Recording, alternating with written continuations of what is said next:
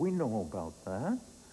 When I wake up and I have an interesting dream and I want to tell Kendra in the morning, I have to consciously say it through in my mind, hoping that I will remember it, because it volatilizes so fast when we come to consciousness that it's very hard to remember even dreams. Now, my teacher said the dreamless sleep is deeper than the dream state.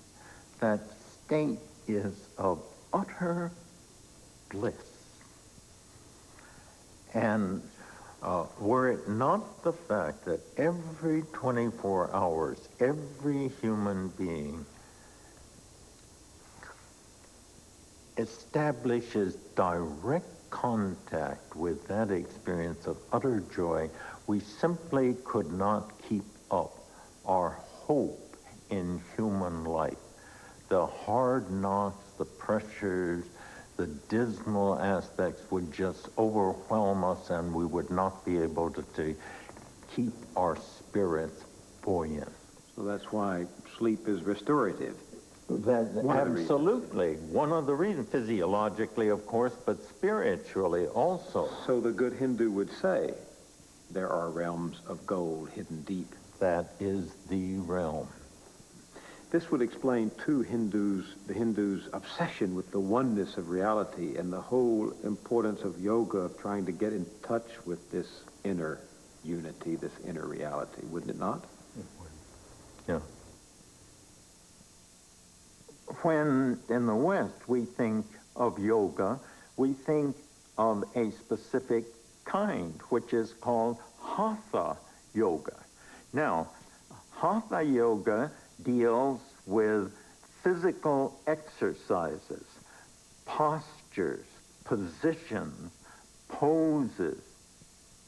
But in India, Hatha yoga is embedded as only one of 8 steps in a complete system of personal transformation. If you were to carve it out of its place in the 8-fold sequence, then it would be purely calisthenics. But overwhelmingly in India, it plays its part as the 3rd step in a program of transformation designed to pick you up where you are and set you down as a remade human being.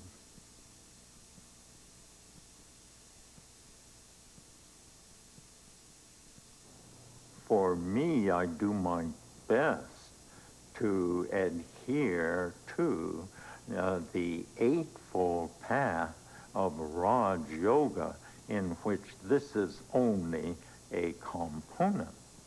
It happens to be the most visible, so it lends itself to the media, but it is far from the most important.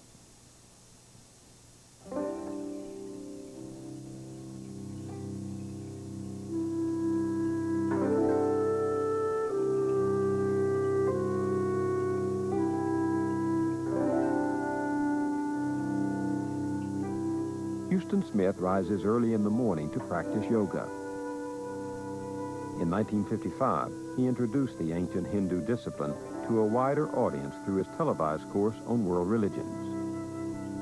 We have then, the Hindus say, to make a journey from ourselves as we now are to our real selves, which is divine. And that brings us to our topic for this evening. Let me summarize it with a word. We're going to talk tonight about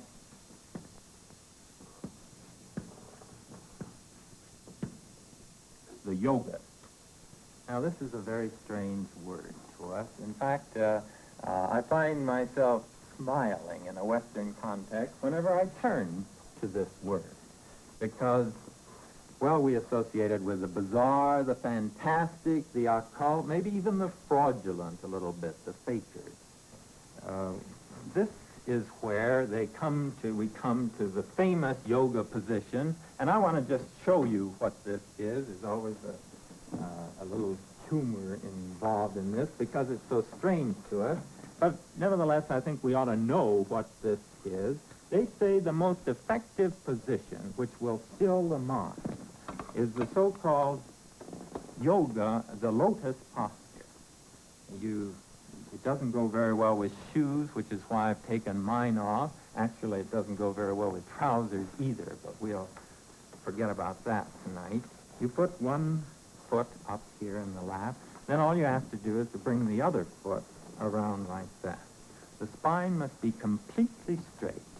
Now they say when you get used to this, the point is that this will put your mind at rest and keep out the bodily distractions better than any other. There you are with your fashionable crew cut, strange. sitting